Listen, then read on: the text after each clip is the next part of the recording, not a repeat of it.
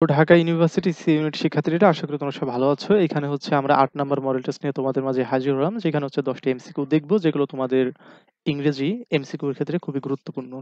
বিশেষ করে ঢাকা ইউনিভার্সিটির ক্ষেত্রে। সো এখন আসো আমরা শুরু করে দেই।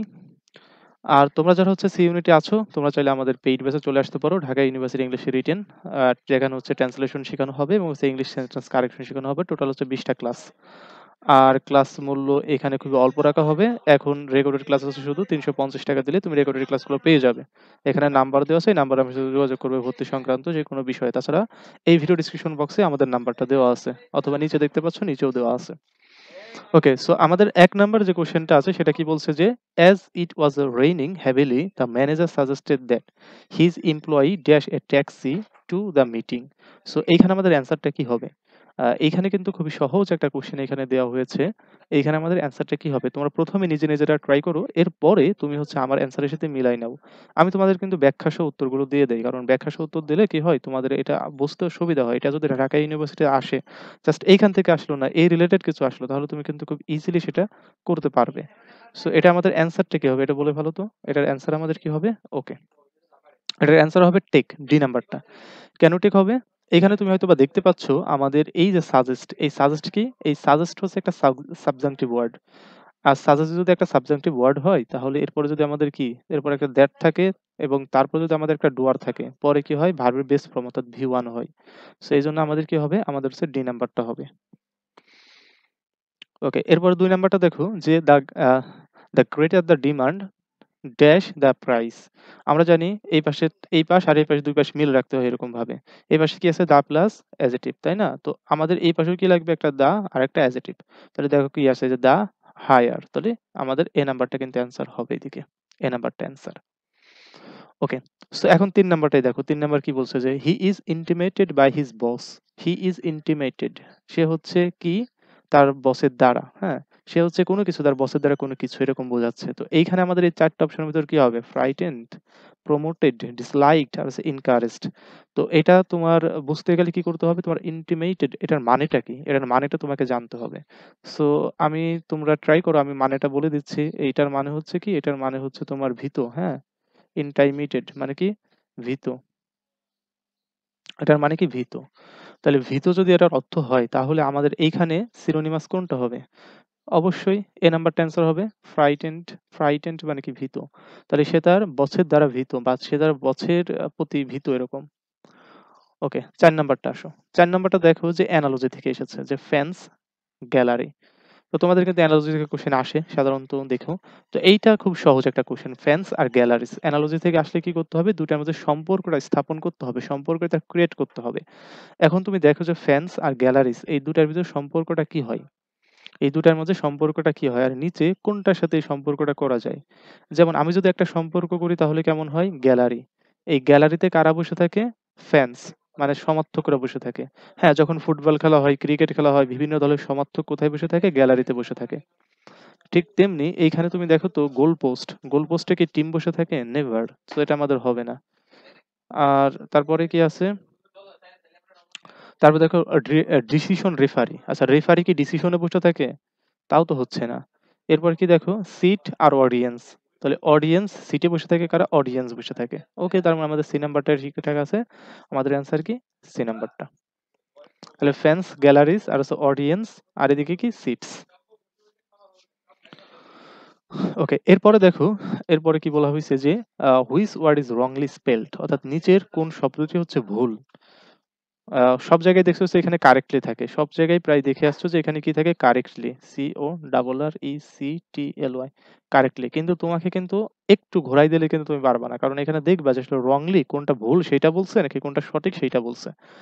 তো এই স্পেলিং গুলো পারার জন্য আমি তোমাকে কি বলেছি? বারবার বলেছি তোমরা হচ্ছে এই স্পেলিংটা ১ম এ খাতায় লিখবা। খাতায় লেখার পর তোমার সাথে যা মিলবে সেইটা হচ্ছে তোমার সঠিক হবে। সেটা হচ্ছে সেই স্পেলিংটা সঠিক হবে। যেরকম ডিসিপবালাম যদি তুমি খাতায় লেখো, দেখো তো DECEIVE ডিসিপ। দেখো তো এটার সাথে মিলে যায় কিনা? হ্যাঁ, মিলে গেছে। তার মানে এটা আমাদের হবে না। আমাদের তো ভুলটা বলছে কোনটা। এখন রিসিভ বানাম লেখো তো রিসিভ মেলে নাকি? RECEIVE receive. দেখো তো এটা মিলে গেছে। তার মানে আমাদের এটাও হবে না। রিসিট বানাম লেখো তো RECEDE রিসিট। এটার সাথে এটা মিলে গেছে। তাহলে এটাও হবে না। সো রিসিপ্ট পেলাম, লিখতো receipt, R E C E I P T, receipt. দেখো তো, আর ই সি ই সি ই, আচ্ছা, এখানে দেখো আইটা আগে দেয়া, ইটা পরে দেওয়া। তার মানে এখানে আমাদের মিলে নাই। সো আমাদের ডি নাম্বারটাই হচ্ছে আমাদের অ্যান্সার, হ্যাঁ? ডি নাম্বারটা আমাদের অ্যান্সার।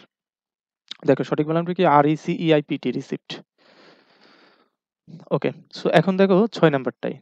সো ৬ নাম্বারটার দিকে আমাদের কি আছে? যে I will take my driving test dash a week, অর্থাৎ আমি ১ সপ্তাহের মধ্যে ড্রাইভিং টেস্ট শিখব। ঠিক আছে? সো এইখানে আমাদের অ্যান্সারটা কি হবে? ওই যে কোনো কিছুর মধ্যে, একটা টাইমের মধ্যে বোঝাতে আমরা কি বসাই? খুব ভালো করে খেয়াল করে, একটা টাইমের মধ্যে বোঝাতে আমরা কি বসাই? মাত্র ১০ সেকেন্ড সময় নাও।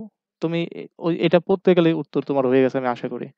একটা সময়ের মধ্যে বোঝাতে আমরা কি করি? আমরা হচ্ছে ইন নেই। আমরা কি করি? আমরা হচ্ছে ইন নেই। তাহলে এখানে আমাদের অ্যান্সারটা কি হবে?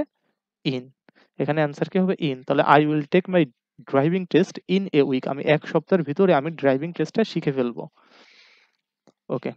এরপর দেখো ৭ নম্বরটা কি আছে? The organization helps the elderly, অর্থাৎ অর্গানাইজেশন সাহায্য করে বৃদ্ধদের। তো এখানে আমাদের অ্যান্সারটা কি হবে? এখানে আর্টিকেল হিসেবে আমরা কি দা নিবো, নাকি এন নিবো, নাকি এ নিবো, নাকি কোনো আর্টিকেলই নিবো না? এখানে আমাদের অ্যান্সারটা কি হবে? খুবই সহজ এবং সিম্পল একটা ওয়ার্ড। ওকে। তো তোমরা দেখো এখানে আমাদের অ্যান্সারটা কি হতে পারে? তোমরা একটু নিজেরা যাচাই বাছাই করে ট্রাই করো। আমি অ্যান্সার দেখিয়ে দিচ্ছি। সো এখানে আমাদের অ্যান্সার হবে দা। কেন দা হবে? কারণ আমরা কি জানি যদি আমাদের অ্যাডজেক্টিভের উপরে দা বসে, অ্যাডজেক্টিভের উপরে দা বসলে সেটা কি হয়ে যায়? কমন নাউন হয়ে যায়। কমন নাউন হয়ে যায়। অ্যাডজেক্টিভের উপরে দা থাকলে সেটা কি হবে? কমন নাউন হয়ে যাবে। সো এইখানে দেখো কি বলছে? দ্য অর্গানাইজেশন হেল্পস, অর্গানাইজেশন সাহায্য করবে। কাদেরকে করবে? নাউন লাগবে। কাদেরকে করবে? বয়স্কদেরকে, বৃদ্ধদেরকে। তাহলে এটা হচ্ছে কি একটা অ্যাডজেক্টিভ, বৃদ্ধ একটা অ্যাডজেক্টিভ। সো এরপরে যদি দা বসে তাহলে সেটা কি হয়? কমন নাউন হয়ে যায়। তাহলে বৃদ্ধদের। ওকে, এখন যদি তোমাকে বলা হয় যে দা পুর, দা পুর, পুর, এই পুর কি? পুর হচ্ছে একটা অ্যাডজেক্টিভ। এরপরে যখন আমি দা বসালাম তখন কি হলো? তখন সেটা আর অ্যাডজেক্টিভ থাকলো না। সব মিলে কি হয়ে গেল? সব মিলে হচ্ছে কমন নাউন হয়ে গেল। ঠিক আছে? সব মিলে কমন নাউন হয়ে গেল। এটা মনে রাখবা। সো এর পত্রে কি বসবে? পূর্বে হচ্ছে দা বসবে। ৮ নাম্বারটা দেখো যে by this time next year I dash all my exam, অর্থাৎ পরবর্তী বছরের এই সময়ে কি আমি এক্সাম দিব। তাহলে এইখানে আমাদের অ্যান্সারটা কি হবে? ৮ নম্বরের অ্যান্সারটা কি হবে? সো একটা জিনিস তোমরা মনে রাখো যে এইখানে কি বাই, এর পরে যদি একটা ফিউচার টাইম থাকে, এর পরে যদি একটা ফিউচার টাইম থাকে, ফিউচার টাইম, তাহলে এটা কোন টেন্সে হবে? এটা হচ্ছে ফিউচার পারফেক্ট টেন্সে হবে। ফিউচার পারফেক্ট টেন্সে হবে। পারফেক্ট টেন্সে হবে। বা এর পরে যদি একটা ফিউচার টাইম থাকে তখন কি হবে? ফিউচার পারফেক্ট টেন্সে হবে। আর ফিউচার পারফেক্ট টেন্সের গঠনটা কি? ফিউচার পারফেক্ট টেন্সের গঠনটা হচ্ছে শিয়াল অথবা উইল প্লাস হচ্ছে হ্যাভ প্লাস হচ্ছে ভি থ্রি। শিয়াল will plus have plus V three. So এটা হচ্ছে ফিউচার পারফেক্টের একটা গঠন। সো এখানে দেখো যে বাই আছে, বাই এর পরে দেখো যে এই যে নেক্সট ইয়ার আছে, ফিউচার একটা টাইম আছে। সো বাই এর পরে ফিউচার টাইম থাকলে আমাদের কি করতে হবে? আমাদের শিয়াল অথবা will plus have plus V three করতে হবে, অর্থাৎ ফিউচার পারফেক্ট করতে হবে।